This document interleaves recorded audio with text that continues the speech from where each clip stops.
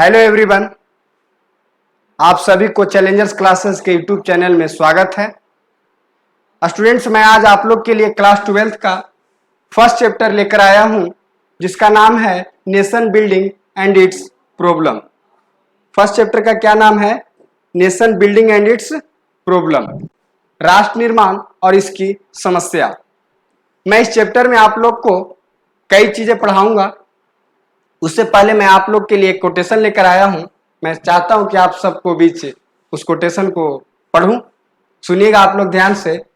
हम भांति भांति के पंछी हैं पर बाग तो एक हमारा है। हम भांति भांति के पंछी हैं पर बाग तो एक हमारा है। वह बाग है हिंदुस्तान जो हमें प्राणों से भी प्यारा है। वह बाग है हिंदुस्तान जो हमें प्राणों से भी प्यारा है। तो स्टूडेंट्स, मैं आप लोग के लिए आज क्लास 12th का एक फर्स्ट चैप्टर का वीडियो लेकर आया हूं, जिस वीडियो का नाम है nation building and it's problem. क्या नाम है उस चैप्टर का?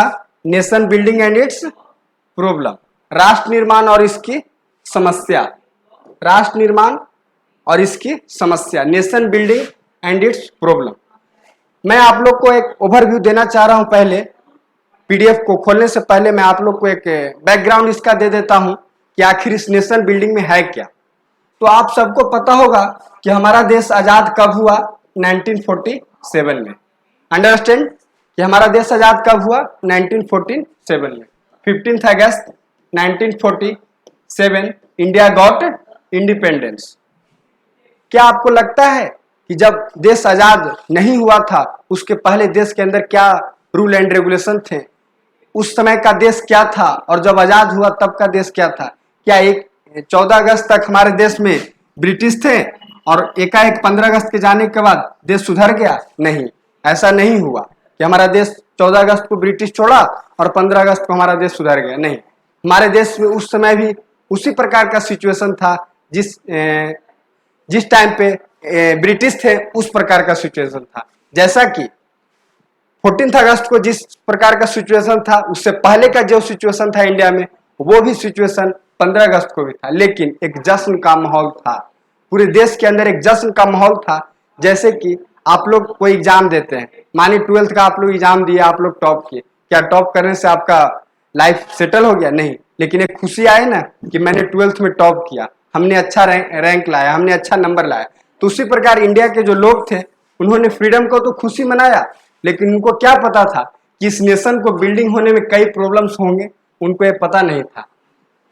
तो जब देश हमारा आजाद हुआ 15 अगस्त 1947 को, तो उस समय पे हमारे देश के प्रथम प्रधानमंत्री चुने गए as a sense, not in election. Election के थ्रू नहीं चुने गए, लेकिन मतलब एक घोषणा किया गया कि हाँ, हमारे देश के जो है वो पंडित जवाहरलाल नेहरू प्रथम प्रधानमंत्री हो गए।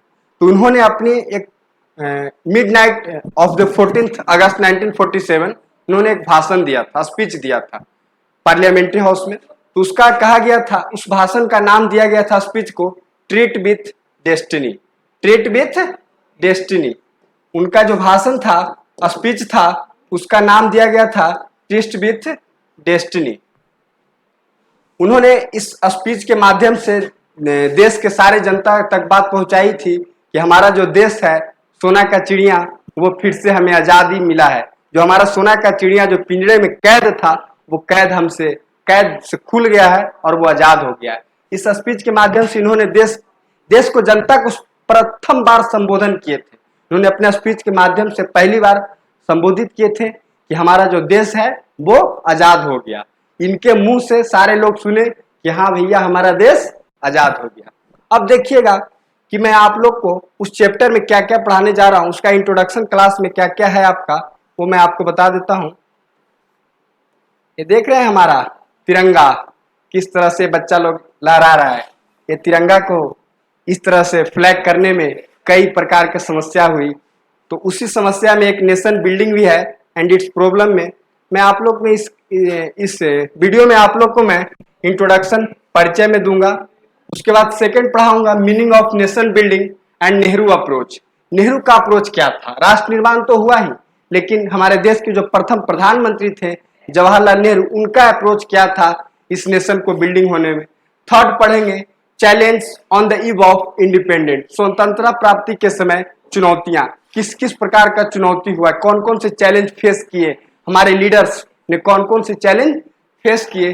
फिर हम पढ़ेंगे legacy of partition and challenges of refugee reinstatement, विभाजन की विरासत और शरणार्थी पुनर्वास की चुनौतियां, जैसे कि रिफ्यूजी जो लोग थे उन्होंने हमारे देश में आके सेटल डाउन किया, देश में रहा, उनको क्या क्या चैलेंज हुआ, उनके वजह से हमें क्या क्या चैलेंज फेस करना पड़ा, इन सब चीजों को पढ़ेंगे। उसके बाद पढ़ेंगे the Mahatma Gandhi sacrifice for the country, देश के लिए महात्मा गांधी का बलिदान क्या था, आखिर नेशन बिल्डिंग बना तो उसमें महात्मा गांधी का भी तो योगदान को भूलना नहीं है हमें, क्योंकि उनको आजादी देने में हमारा एक बहुत बड़ा अहम योगदान रहा। उन्होंने एक जन आंदोलन को रूप देते थे, किसी भी चीज को वो एक जन आंदोलन के रूप देते थे, तो उनको भी नहीं भूलना है। फिर 6 पॉइंट पढ़ेंगे हम इसमें, इंटीग्रेशन ऑफ प्रिंसली स्टेट, रियासतों का एकीकरण। आप कहेंगे सर प्रिंसली स्टेट क्या थे, तो 565 उस टाइम पे 565 प्रिंसली स्टेट थे जो अलग अलग बटे हुए थे, मतलब देश का वो 565 पार्ट्स था। मानिए 565 स्टेट्स के रूप में सबको कहते थे कि भैया हम भी जूनागढ़, हैदराबाद, जम्मू कश्मीर, कई प्रकार के तमाम इस तरह के प्रिंसली स्टेट थे, उनके बारे में पढ़ेंगे कि उनका जो रियासत था वो हमने कैसे एक बड़ा बड़ा जोन बना करके एक स्टेट का ऑर्गेनाइज किया। उसके बाद पढ़ेंगे organisation and reorganisation of state, राज्यों का गठन और पुनर्गठन, जैसे कई राज्य तो पहले बन चुके थे और जो राज्य नहीं बने थे उनको राज्य हमने कैसे बनाए, हमारे जो लीडर्स थे उन्होंने राज्य का कैसे निर्माण किया। तो आपको एक ओवरव्यू पता चल गया होगा कि जो नेशन बिल्डिंग है इसमें कितना प्रकार का बिल्डअप किया जा रहा है, कई प्रकार का बिल्डअप। महात्मा गांधी का अप्रोच लाया जा रहा है, पंडित जवाहरलाल नेहरू का अप्रोच लाया जा रहा है, उस नेशन को बिल्डिंग को बनाने में महात्मा गांधी का क्या अप्रोच है, क्या उनका मतलब योगदान है, महात्मा गांधी का क्या योगदान है, इन सब चीजों को आप पढ़ रहे हैं। फिर आप एक पॉइंट पढ़िएगा लैंग्वेज पॉलिटिक्स, भाषा की राजनीति। भाषा की राजनीति क्या हुआ, तो भाषा की राजनीति ये हुआ कि उस टाइम पे तमिलनाडु बोले, हैदराबाद वाला वो लोग बोले कि हम तमिलनाडु लोग के साथ नहीं रहेंगे, बिहार वाले बोले कि हम बंगाली लोग के साथ नहीं रहेंगे। इस प्रकार से भाषा का एक कॉन्फ्लिक्ट हुआ, लैंग्वेज कॉन्फ्लिक्ट आया इसमें। उसके बाद आगे हम पढ़ेंगे हिंड्रेंस इन नेशन बिल्डिंग, राष्ट्र निर्माण में बाधक तत्व। आखिर जब सब कुछ तैयार हो गया, जब हमारा देश बनने को तैयार हो गया, हमारा देश की संविधान बनने की नींव रखा गई, सब चीज हो गया, फिर भी कौन सी बाधा आई, कौन सी प्रॉब्लम आया जो हमें देश को आजाद होने के बाद भी कई समस्या का सामना करना पड़ा, कई प्रॉब्लम्स आए, पार्टीशंस हुए, इन सब के बीच में क्या प्रॉब्लम हुआ, इन सब के तत्व के बारे में पढ़ेंगे। तो पहला क्लास था आपका, मैंने पहला इंट्रोडक्शन में दिया था इंट्रोडक्शन में आपको क्या पढ़ना है।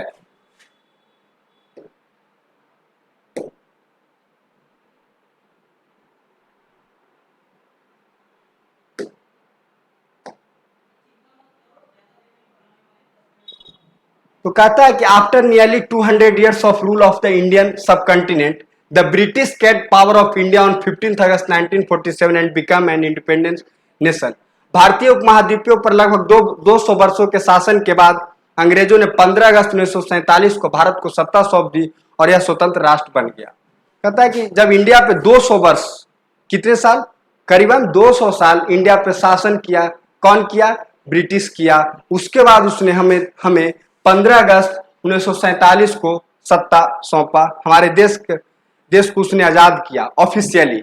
It was celebration day, it seem as if the whole of India was celebrating something. यह जश्न का दिन था, ऐसा प्रतीत हो रहा था जैसे संपूर्ण भारत का कोई उत्सव मना रहा हो। भैया क्यों नहीं मनाए, हमारा देश आजाद हुआ, हमारे देश के जो लोग गुलामी की जो जंजीर को झेल रहे थे उनको वह एक लिखित रूप मिला कि हाँ हमारा देश आजाद हो गया, तो उस आजादी का जश्न क्यों नहीं लोग मनाए। तो वही कहता है in the mid night of, मैंने बताया आपको बैकग्राउंड में, in the mid night of 15 August of 1940 the first prime minister of India independent India Pandit Nehru said during the speech of this occasion in central hall. उन्होंने central hall में एक speech दिया जिसको मैंने नाम दिया टेस्ट विथ डेस्टिनी। क्या नाम था, इसको याद रखिएगा, ऑब्जेक्टिव में पूछ लेगा कि जो सेंट्रल हॉल में जवाहरलाल नेहरू ने स्पीच दिया उसका क्या नाम था, ट्रीट विथ डेस्टिनी। 14-15 अगस्त की मध्य रात्रि में स्वतंत्र भारत के प्रथम प्रधानमंत्री पंडित जवाहरलाल नेहरू के उपलक्ष्य में भाषण के दौरान कहा गया, क्या बात कहा गया था, इसको सुनिएगा। Be made a promise to meet destiny and how the time has come for us to fulfill our promise, not entirely right, but to a great extent. Tonight at 12, when all the world must be sleeping, India will be rise with new dawn of life and freedom. A moment that comes rise with the new dawn of life and freedom. A moment that comes very little in history when we leave the old and move to the new, when an era ends and when the years are exploited, the soul of country can say its own thing.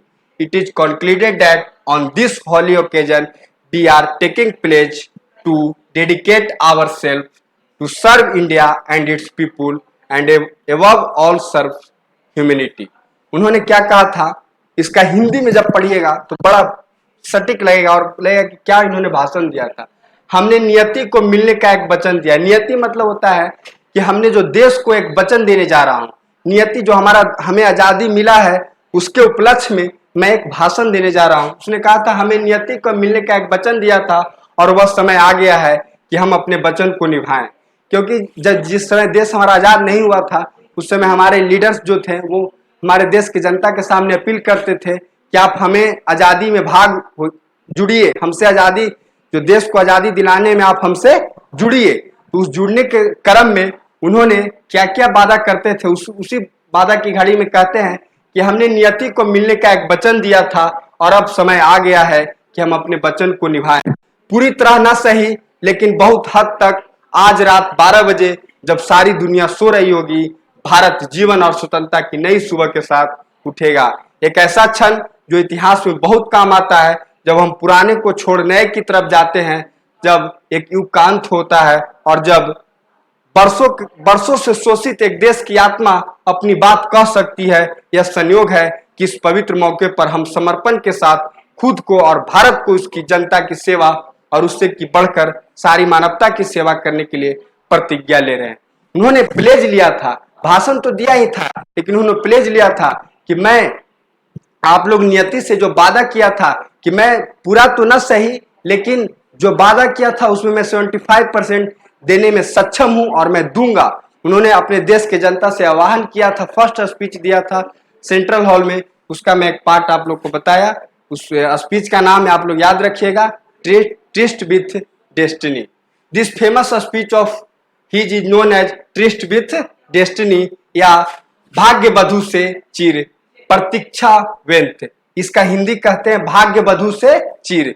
Tourist with destiny का हिंदी है भाग्य बधू से चीर। उसके बाद भारत ने अपना तिरंगा झंडा चार्ल्स प्रिंसेप पार्क में फहराया। ये भी एक ऑब्जेक्टिव पॉइंट है आपका कि भारत ने अपना पहला जो तिरंगा झंडा था वो चार्ल्स प्रिंसेप पार्क में फहराया था। ये देखिए हुजूम भाई, ये देखिए हमारा देश का वो हुजूम है जिस समय हमारा देश में स्पीच पंडित जवाहरलाल नेहरू इस मोमेंट पे खड़ी हैं और ये देखिए फ्रीडम का हुजूम है। ये होता है आजादी। आपको भी लगता होगा नहीं, आप भी अपने पापा मम्मी से कुछ डांट सुन लेते होंगे, उसके बाद पापा मम्मी आपको दुलारते हैं पुचकारते हैं तो लगता है नहीं कि हमें पापा मम्मी बहुत सलाह रहे हैं। तो ये समझिए कि हमारा देश आजाद हुआ था उतने 200 वर्षों तक, मैंने बताया कि जब 200 वर्षों तक हमारा देश गुलाम था और उस गुलामी का जब जड़ खत्म हुआ, पिंजरा खुला, तो देखो इतने सारे लोग जो हैं देश का प्रेमी, इतने सारे लोग आप पहुंचे, लेकिन इससे बहुत सारे लोग जो नहीं आ पहुंचे दिल्ली में, उन्होंने अपना घर पे ही अपने गांव में ही इस जश्न को मनाया। उसको रिकॉर्ड नहीं कर पाया इस कैमरा ने, लेकिन जितना को कर पाया इतने से देखकर लगता है कि बहुत बड़ी हुजूम थी। ये है हमारा देश में अपनापन, ये है हमारे देश के लिए समर्पण, ये है हमारे देश के लिए स्वतंत्रता की नींव रखने वाले लोगों के लिए अनुभव। फिर कहते हैं सेकंड हमारा जो इंट्रोडक्शन के बाद था वो था meaning of nation building and Nehru approach. राष्ट्र को निर्माण होने में क्या क्या कठिनाइयां आई, राष्ट्र के निर्माण होने में नेहरू जी का अप्रोच क्या था। आखिर भाई हमारे देश के उतने बड़े लीडर हैं तो उनका भी अप्रोच तो लेना जरूरी है। सारे अप्रोच एक तरफ, नेहरू जी का अप्रोच एक तरफ, क्योंकि वो लीडिंग में आज चल रहे थे, हमारे देश के उस टाइम पे प्रधानमंत्री के रोल में थे। तो कहता है nation building is a wide spread belief. राष्ट्र निर्माण एक व्यापक धारणा है। किस प्रकार से धारणा है? The purpose of nation building is to develop nation consequences among the people. कहता है कि राष्ट्र निर्माण का उद्देश्य लोगों में राष्ट्रीय चेतना का विकास करना है। अब कहिएगा सर राष्ट्रीय चेतना का विकास कैसे होगा सर? तो आप अपनी ऑनेस्टी से काम कीजिएगा। देश को जो टैक्स है वो आप छुपाइएगा नहीं, देश को टैक्स आप फुलफिल कीजिएगा। आप राष्ट्र के लिए जब ईमानदार हो जाइएगा तो आप राष्ट्रीय चेतना का विकास करिएगा। फिर कहता है कि there is a natural development of such a consensus among people of different religion, caste, races and people who speak different languages who are right in nation building so that they are equal citizens of the nation। कहता है राष्ट्र निर्माण में देश रहने वाले विभिन्न धर्मों, जातियों, नस्लों तथा विभिन्न भाषाएं बोलने वाले लोगों में एक ऐसी चेतना का स्वाभाविक विकास करना ताकि वे समझे कि राष्ट्र के समान नागरिक हैं। ये कोटेशन जो लाइन है, एक किनका लाइन था? पंडित जवाहरलाल नेहरू जी का लाइन था। उनके अंदर एक भावना था कि जब हम एक स्पीच दे रहे हैं अपना, और जब हमें आजादी मिले, उस आजादी के बाद जो देश के जितने भी नागरिक हो, कास्ट बेसिस पे, रिलीजन बेसिस पे, जेंडर बेसिस, किसी बेसिस पे डिस्क्रिमिनेशन उनके सामने नजर ना आए, उनको ऐसा एहसास ना हो कि हमें डिस्क्रिमिनेट किया जा रहा है, हमें अनइक्वल देखा जा रहा है।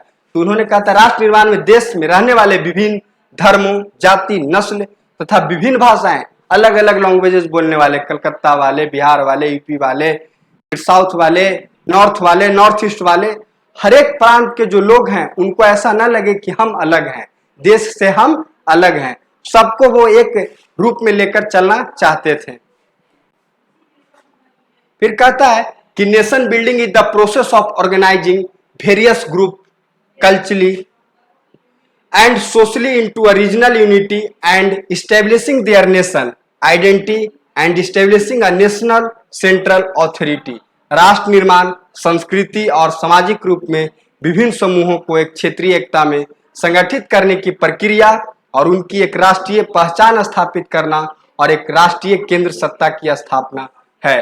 कहता है कि राष्ट्र निर्माण में कई प्रकार के जो कल्चर हैं उनको भी शामिल करना है, कई प्रकार के जो सोशल एक्टिविटी हैं, जो अलग अलग प्रांत के जो सोशल एक्टिविटी हैं उनको भी शामिल करना है। इट मीन्स दैट कि आपको हर स्टेट का डांस हो, हर स्टेट का रिलीजन हो, हर स्टेट का कल्चर हो, उन सबको एक नेशन बिल्डिंग में शामिल करना है, न कि उनको छोड़ देना है। यदि आप मान लीजिए केरला वालों के लिए बोट रेस होता है, वहां पे एक फेस्टिवल मनाया जाता है, आप उनको वो छोड़ दीजिएगा, आप उसको नहीं मान्यता दीजिएगा, आप उसको अपने एक शामिल नहीं कीजिएगा आप एक डाटा में, तो उनको लगे ना कि हमारी एक धर्म है और हमारा एक आस्था के साथ खिलवाड़ किया जा रहा है। तो पंडित जवाहरलाल नेहरू का अप्रोच था कि मैं हर धर्म के लोग, हर जाति के लोग, हर रिलीजन के लोग को एक सम्मान दूं, एक रास्ता दूं, उसमें हर लोगों को मतलब 100% इक्वल समझा जाए, किसी को भी अनइक्वली नहीं देखा जाए। इस प्रकार से उन्होंने एक राष्ट्र निर्माण की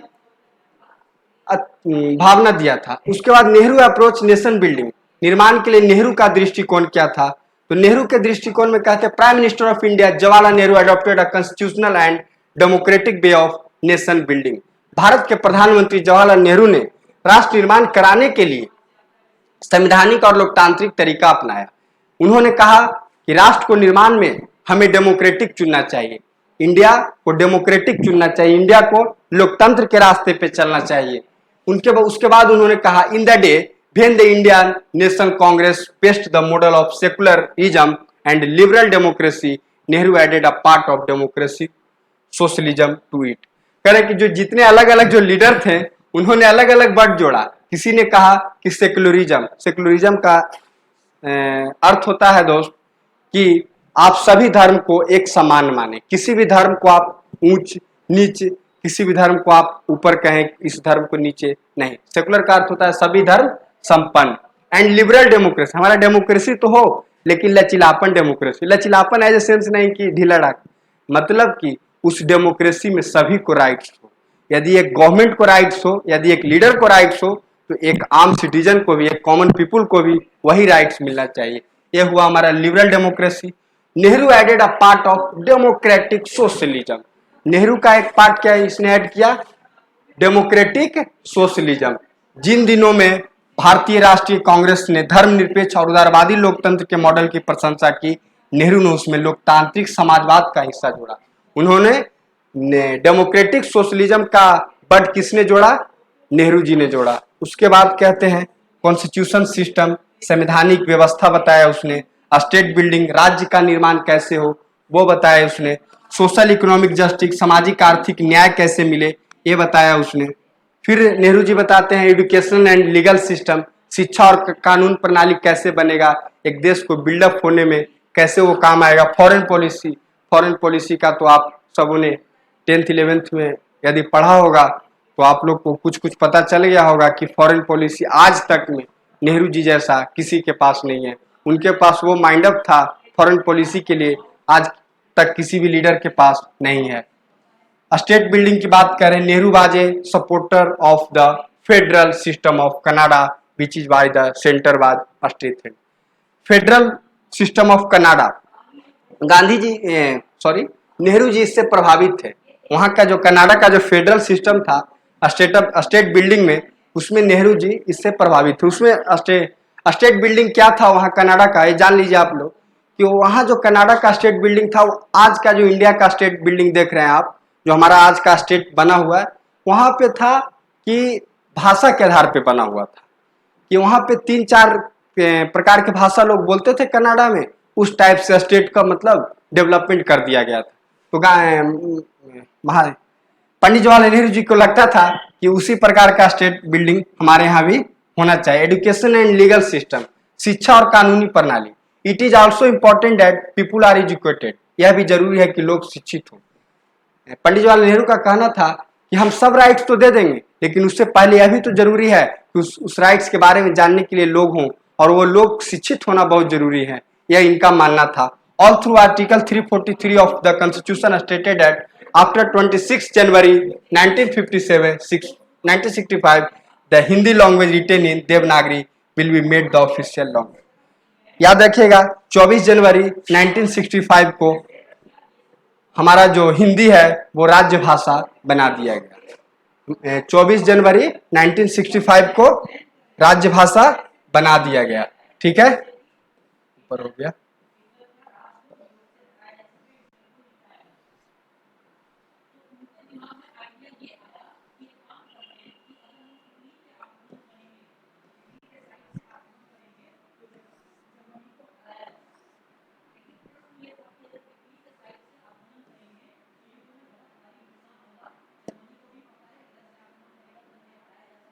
हाँ, 314(3) में कहा गया है कि 26 जनवरी 1965 के बाद देवनागरी में लिखी हिंदी भाषा को राजभाषा बना दिया गया। लेकिन but in view of the opposition of non Hindi speaking people, Nehru offered the idea that no language should be imposed on the relocated people.